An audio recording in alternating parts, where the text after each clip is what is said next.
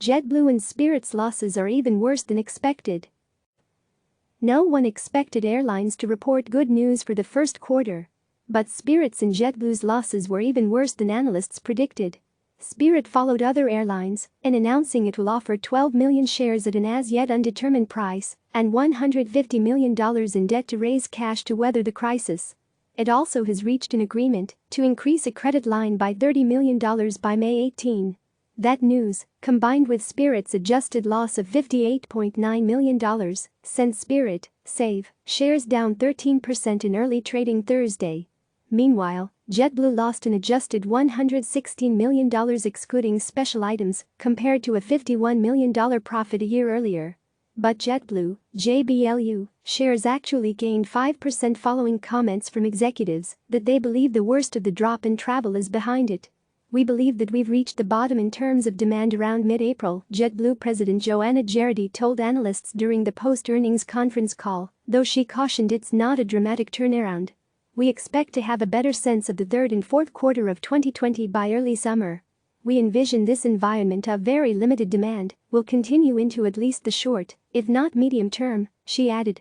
JetBlue is one of the first U.S. carriers to cut its domestic schedule in March in the face of falling demand for air travel.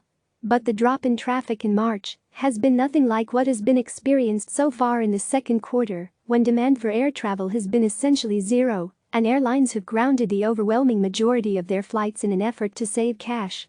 Spirit also offered somewhat positive outlook. Based on bookings, the company is hopeful there could be some modest return of demand by early summer. Spirit grounded 75% of its schedule in April, and cuts are set 95% for May and June as of now. But it might be able to add some flights back to the June schedule so that it's only a 90% decline. Both JetBlue and Spirit are also delaying plans to take delivery of new jets from Airbus, EADSF.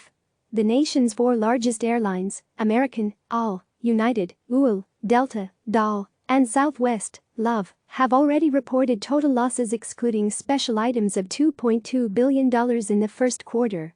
Those four carriers captured more than 80% of the U.S. airline industry's traffic in 2019.